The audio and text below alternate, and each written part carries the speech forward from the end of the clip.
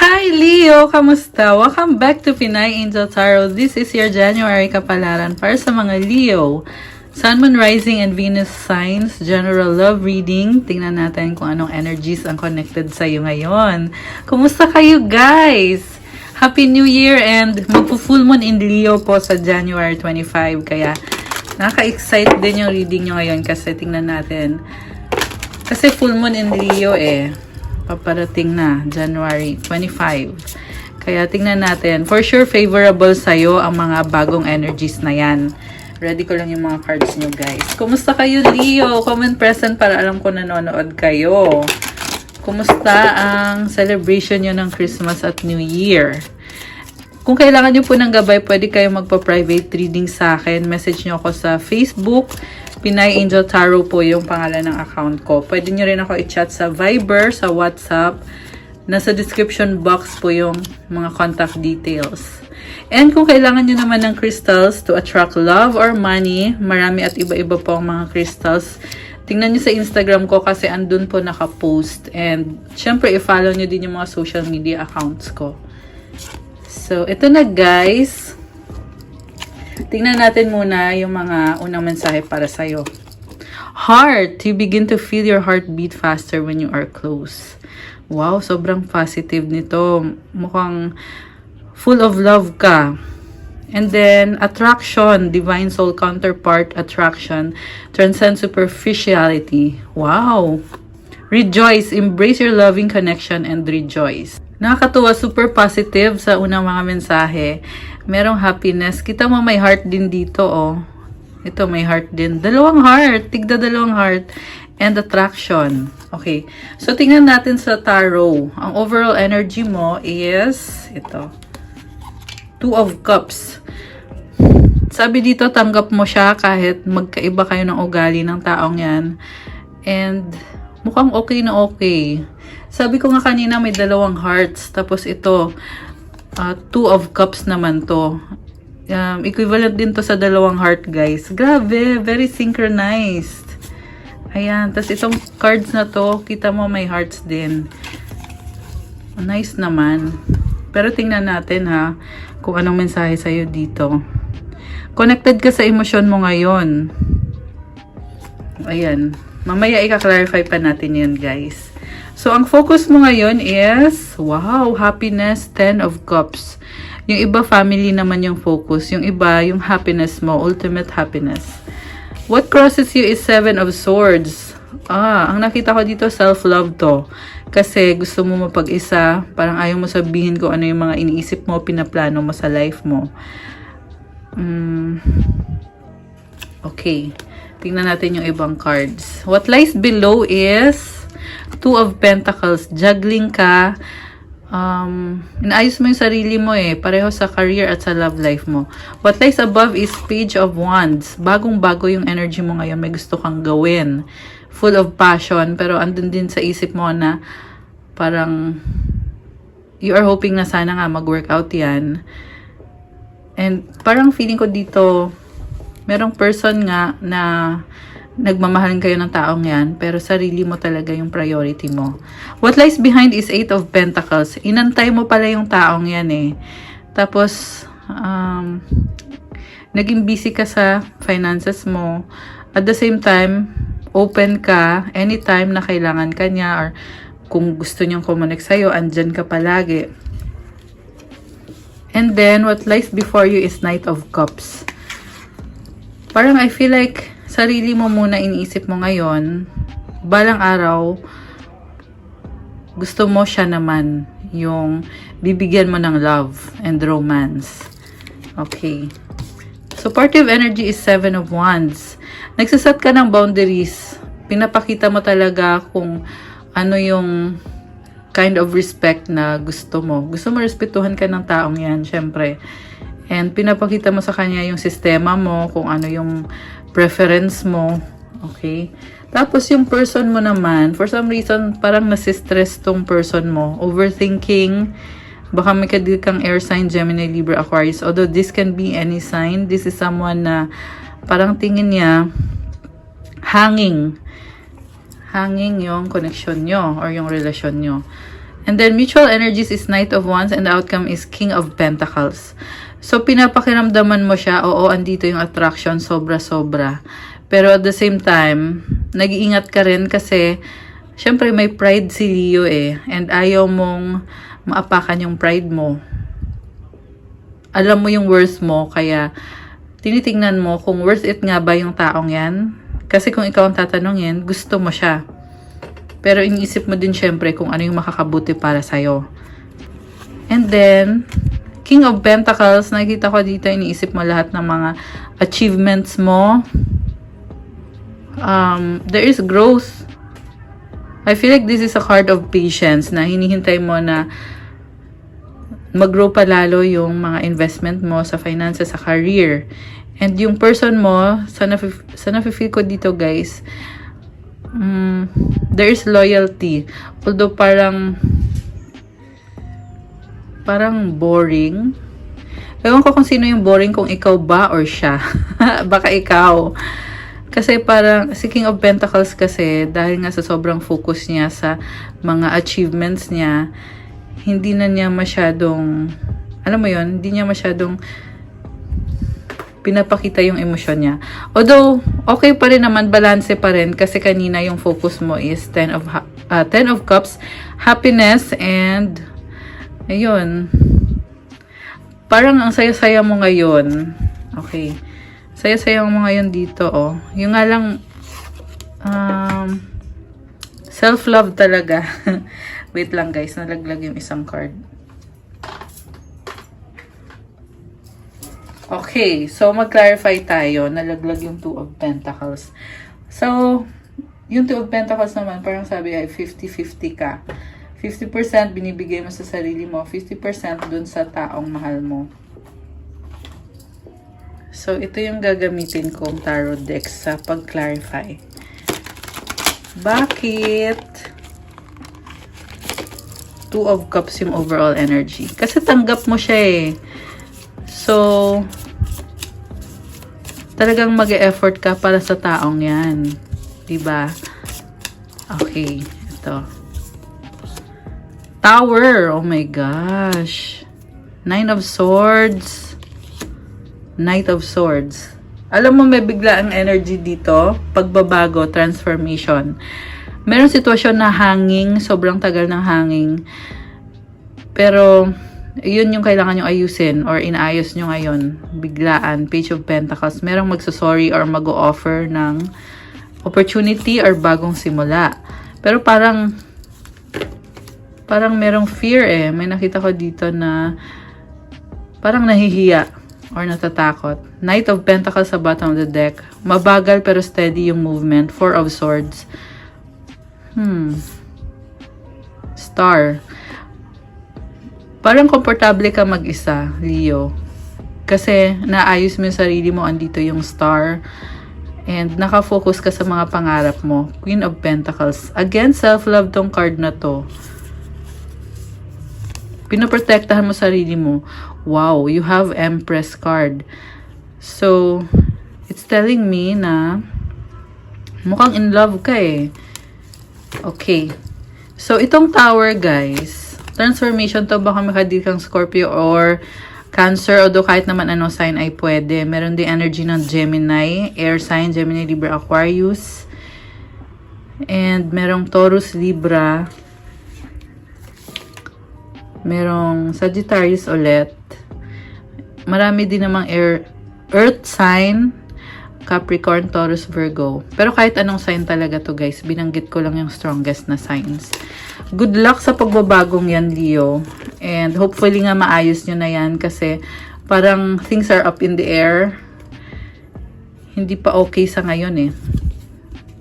Oh, merong nada-down sa nakikita ko, death. Lumabas yung death card. Okay.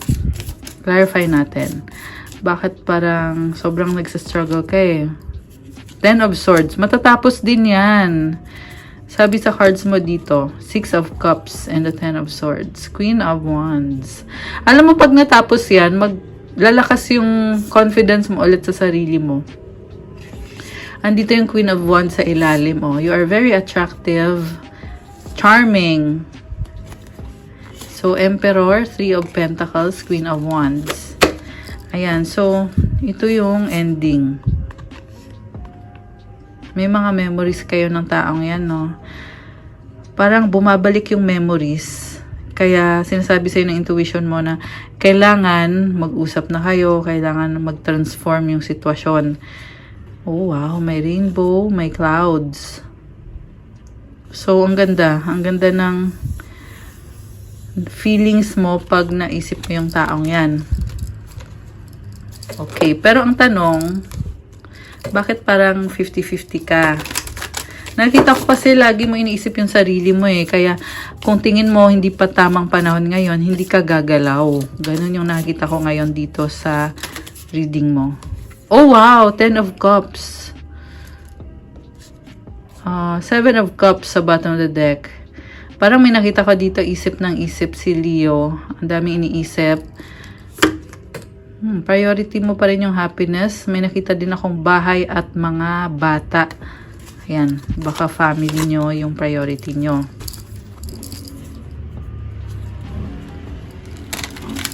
Isa pa nga, clarify natin ulit. Nagsaslide yung card. Two of Swords. Okay. So, merong fear. Isa din yan sa pumipigil sa'yo eh. Although nakita ko, tinatry mo naman na buksan yung isip mo. May sistema ka kasi. Alam mo, lumalakas yung confidence mo. Oh, wow! Ikaw to, oh, strength. Actually, kakasabi ko lang, lumalakas yung confidence mo, tapos lumabas tong card na to. And this is about inner strength, confidence, syempre. Ayan yung lion, oh. So, maayos at maayos mo yan, pero mas gusto mo yung mag-isa ka. Yan yung nakita ko dito. Mag-isa mong aayusin or hindi mo kailangan sabihin yung mga pinaplano mo. Judgment and Page of Cups. So, pag natapos na yan, magkakaroon ng excitement ulit. Okay. Pero gusto ko ngayon i-clarify yung feelings ng person mo kasi overthinking kasi hanging daw eh. Excuse me. Excuse me. Ubo lang ako. Ubo lang. Ayan, excuse me guys. Okay. Clarify natin yung sa person mo. Bakit? Bakit ganon? Problemado or isip ng isip yung person ni Leo? Bakit ganon? Okay, ito. 5 of Swords and the 4 of Pentacles. Kasi feeling niya, talo siya. Kaya ayaw niya munang mag-risk sa'yo. Alam mo, sa totoo lang, gusto ka niya, pero pinipigilan niya yung sarili niya eh. Kasi nagkaroon kayo ng disagreement. Parang nahihiya siya sa'yo, pero gusto niyang, okay, parang nakita ko dito, pinoprotektahan niya yung sarili niya. Kita mo yung aso, ang cute. So, there is loyalty. Seal pala siya, no? Seal. Akala ko aso. Pero yung iba, baka may aso kayo. Ayan. Kasi ano to eh. Mermaid tarot kasi to guys. Kaya nasa ilalim ng dagat. Underwater tong card na ito. Okay. Ano pa energies ng person ni Leo? 7 of Pentacles. So, nag-effort siya. May in-invest na siya sa relasyon nyo or sa connection nyo. 6 of Pentacles. Parang very needy yung person mo. Sobrang attracted sa'yo. Ace of Wands. Grabe. Gusto niya i-pursue kung anong meron kayo. Okay. So, ano pang iniisip ng person ni Leo? Kung bakit hanging kayo? Parang may fear siya, guys. Alam mo yung gusto kanya makita or makausap, pero natatakot. Ayan. So, siguro nga, baka nga nag-uusap kayo, pero may something na gusto niya. Ayan. May something na gusto niya, pero parang pinipigilan siya ng fear niya. So, Chariot, 2 of Cups. Wow! Reconciliation coming together. Grabe! I love this. So, ito din kanina yung overall energy mo. Like I said nga, tanggap niyo yung isa't isa, nagmamahalan kayo. There is attraction. So, guys, yung person mo, alam mo, eventually, ipupursue niya yung connection nyo. Ayan, congrats, Leo. Kasi andito tong mga cards na to. Ito yung cards niya eh. So, mukhang meron siyang tatalikuran para makasama ka. Ayan, kita mo itong mermaid na to. Tinalikuran niya yung lugar kung saan siya nanggaling para makasama ikaw. And then, wow, Wheel of Fortune, 9 of Cups. Parang addicted sa'yo tong taong to, obsessed sa'yo. Lovers, 3 of Pentacles. Wow. Ang lalim nito, guys. Ayan na naman yung heart, oh. Ang ganda naman. Sobrang ganda ng vibe na to. May partnership kayo. And itong Wheel of Fortune, it symbolizes expansion, growth, and kanina merong mabilis na energy na biglaan, 'di ba? So, yan din yung nafe-feel ko dito, parang biglaan to. Merong celebration. Siguro celebrate nyo kung nasaan na ngayon yung relationship nyo. Kung gaano na kayo katagal. Okay, so, ayan, straight to the point, merong reconciliation. Congrats, Leo. And then, merong ditong Hierophant. Oh my gosh! Guys, may nakita akong engagement, wedding. Ayan, either dyan. Parang gusto niya na talaga na maging official yung relasyon nyo or di kaya magpakasal kayo. Yun. 9 of Wands, 7 of Swords. So, may lumabas dito na parang naka-block. Ayan. Ha, ha, ha. May ganun. The Fool. So, ito naman, merong naka-block. Oh, okay. So, merong Leo na may ka-deal na binlock mo siya or binlock ka niya. Ayan. So, ilabas natin yun ha. Tapos, i-clarify natin. Anong mangyayari dito sa connection na naka-block? Teka, ito ilabas din natin. Ah, kasi merong tumalikod. Alam mo, kahit tumalikod, andyan pa rin. Yan yung nakita ko dito, na parang tumalikod nga siya, pero connected pa rin kayo. Hindi pa rin niya magawa na totally i-let go yan. 3 of Swords and the Sun. Ayan, masakit oh. And, sa nakita ko, ikaw to eh. Nasaktan ka, kaya parang feeling mo dito, kahit nasaktan ka, lumaya ka naman. So, okay lang. And Sun is happiness, leadership. Gagawan mo ng paraan para maayos ulit yung sarili mo. Okay? Yun pala yung pinagdaanan nyo eh. So, ito pa. King of Pentacles, the Devil, Queen of Swords. Merong super workaholic na lumabas dito. Siguro dahil sa sobrang workaholic, napabayaan yung relasyon. Kasi andito si Queen of Swords. Okay, actually may nalaglag na card. Kunin ko muna. Okay, ito yung nalaglag. O, si 7 of Wands. Okay, so anong outcome dito? Para kay Leo. The Fool, bagong simula. Parang magkakaroon ng opportunity ulit kung gusto niyo magkaayos ng taong yan. King of Swords and the 8 of Wands. Communication. Hindi ko alam kung magtutuloy-tuloy na, pero maganda tong communication na to kasi mabilis and back and forth. So, meron talagang pag-uusap. Ayan. Okay, so kukuha ko kayo ngayon ng advice. Parang gusto kong kumuha din ng moon card para sa'yo kasi magpo-full moon in Leo. So, kailangan nyo din marinig ang moon card mensahe para sa inyo. The energy is gaining momentum, waxing moon. So, ngayon yan. So, nagmo-momentum na ngayon yung energy kasi malapit na mag-full moon. So, nafe-feel nyo na din na parang mas nagiging intense, no? And ang advice sa'yo, wow, love! Oh my gosh, yung dalawang heart! I love it! How synchronized yung reading natin today. sobrang daming synchronicities, nakakatuwa. So, yung love talaga nakuha mo. Tsaka ang cute ng card. Tsaka yung dalawang heart. Sabi dito, it's not about finding love, you are love itself. Help me, Lord, to send so much compassion and caring to that inner child that I always remember I myself am love. Ayan ha, so hindi mo na daw kailangan hanapin yung love kasi ikaw na daw mismo yung love. Mahalin mo at alagaan mo yung inner child mo, which is ikaw yun. Ibigay mo sa sarili mo kung anong magpapasaya sa'yo at tandaan mo daw na ikaw mismo yung love. Ayan, very nice. I love it. Okay guys, that's what I have for you, Leo. Para sa yung January kapalaran. Thank you for watching mga Leo. I-like nyo na tong video na to at i-comment nyo kung nagustuhan nyo ba or kung nag-resonate or ilang percent nag-resonate ang reading sa inyo ngayon. And kung bago kayo, please do subscribe.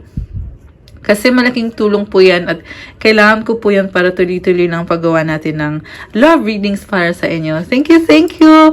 And pwede pala kayong magpa-private reading sa akin.